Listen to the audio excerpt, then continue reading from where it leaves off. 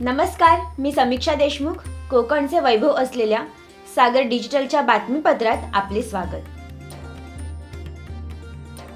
सुरुवातीला पाहूया दिवसभरातील ठळक घडामोडी.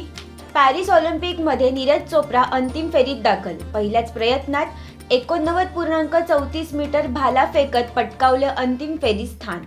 पॅरिस ऑलिम्पिकमध्ये बीडचा अविनाश साबळे 3000 मीटर स्टीपल चेसच्या अंतिम फेरीत महाराष्ट्राचा आनंद द्विगुणित. उरण वाहतूक शाखेच्या वरिष्ठ पोलीस निरीक्षकपदी अतुल दहिफळे यांची नियुक्ती.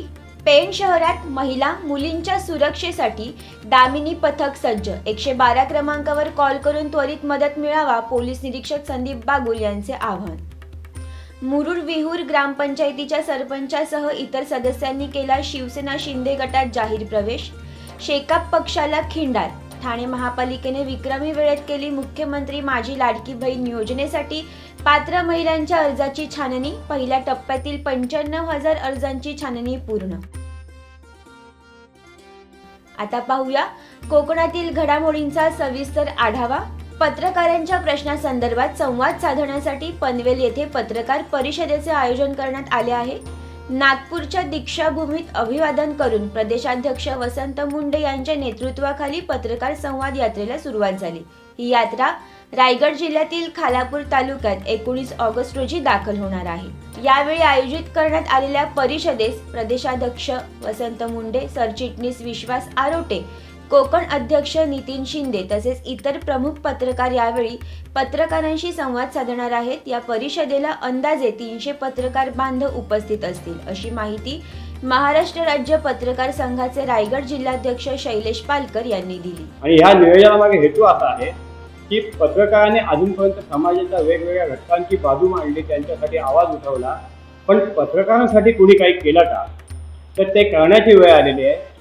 जे गाणं आहे आपल्याला माहिती आहे की इतनी शक्ती देना हमें दाता मन का विश्वास कमजोर होना, त्याच्यामध्ये दुसरों की जय करणे ते पहिले खुद की जय करणं हा हेतू आहे. की आता आम्ही इतरांचा जय करतोय, आता आम्ही स्वतःचा पण जय करायला निघणार आहोत. आणि पत्रकारांचा एक चांगला बुलंद आवाज ह्या राज्यातले पत्रकारांचे आयकॉन.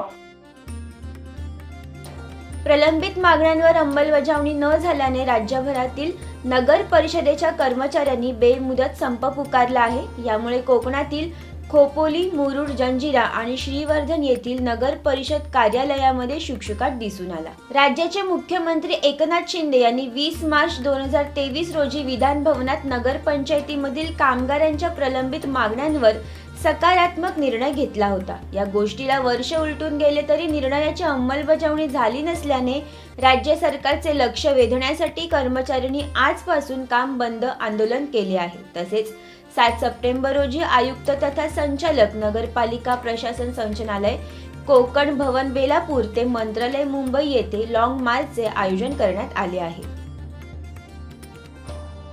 गणेशोत्सवाला कोकणात जाणाऱ्या चाकरमान्यांसाठी महाराष्ट्र राज्य परिवहन महामंडळाच्या ठाणे विभागाकडून यावर्षीही 2000हून अधिक एसटी बस सोडण्यात येणार आहेत. ठाणे आगारातील ठाणे, कल्याण, डोंबिवली आणि बोरिवली येथून या बसेस आरक्षणासाठी उपलब्ध झाल्या आहेत. यामध्ये ग्रुप आरक्षणावर विशेष भर दिला आहे. 7 सप्टेंबरला गणेशोत्सव सुरू होणार असल्याने 3 ते 6 सप्टेंबर दरम्यान अधिक एसटी वाहतूक केली जाणार आहे.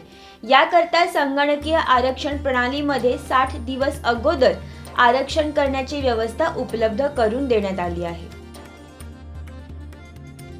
डहाणू तालुक्यातील रणकोळ येथील माध्यमिक व उच्च माध्यमिक शासकीय आश्रमशाळेतील सुमारे 100 विद्यार्थ्यांना जेवणामधून विषबाधा झाल्याचा प्रकार समोर आलाय. आश्रमशाळेतील वसतिगृहात राहणाऱ्या सुमारे 100 विद्यार्थ्यांना सोमवारी रात्री जेवणामधून विषबाधा झाली असून बाधित विद्यार्थ्यांवर एने प्राथमिक आरोग्य केंद्र, कासा उपजिल्हा रुग्णालय, वाणगाव ग्रामीण रुग्णालय या ठिकाणी उपचारासाठी दाखल केले आहे. सोमवारी रात्री रणकोळ शासकीय आश्रमशाळेमधील विद्यार्थ्यांना जेवण झाल्यानंतर मळमळ उलटीचा त्रास सुरू झाल्याने आरोग्य केंद्रात उपचारासाठी दाखल करण्यात आले. यावेळी विद्यार्थ्यांना रात्रीच्या जेवणातून विषबाधा झाली असल्याची शक्यता वर्तवण्यात आल्याने आरोग्य विभागाने रात्रीचे जेवण तसेच पाण्याचे नमुने तपासणीसाठी ताब्यात घेतले आहेत. बृहन्मुंबई महानगरपालिकेने शहरातील पर्यटन स्थळांवर वातानुकूलित शौचालय बांधण्याचा निर्णय घेतला आहे. त्यापैकी 3 शौचालयांसाठी निविदा मागवण्यात आल्या असून यामध्ये आवश्यक त्या सर्व सुविधा असणार आहेत. स्वच्छतागृहे बांधण्यासाठी मुंबईतील 14 ठिकाणांची निवड करण्यात आली आहे. यासाठी जिल्हा नियोजन समितीमार्फत निधी उपलब्ध करून दिला जाणार असून 35 कोटी रुपये खर्च केले जाणार आहेत. मुंबई शहरातील पर्यटन स्थळांना भेट देण्यासाठी देश विदेशातून पर्यटक येत असतात. मात्र त्या पर्यटन स्थळांवर चांगल्या अवस्थेत स्वच्छतागृहे नसल्यामुळे पर्यटकांना विशेषतः महिलांना गैरसोयीचा सामना करावा लागतो. या पार्श्वभूमीवर मुंबई शहराचे पालकमंत्री दीपक केसरकर यांनी पर्यटनस्थळी शौचालय बांधण्याची सूचना केली होती. त्यानुसार महापालिका प्रशासनाने आता पर्यटन स्थळांवर सुविधांसह वातानुकूलित स्वच्छतागृहे निर्माण करण्याचा निर्णय घेतला आहे. बातमीपत्रात सध्या इथेच थांबूया. पुन्हा भेटू नव्या घडामोडींचा आढावा घेत. तोपर्यंत धन्यवाद. सागर डिजिटलच्या YouTube चॅनेलला लाईक करा, शेअर करा, सबस्क्राईब करा आणि अशाच ताज्या घडामोडी नियमित पाहण्यासाठी बेल आयकॉनला प्रेस करा.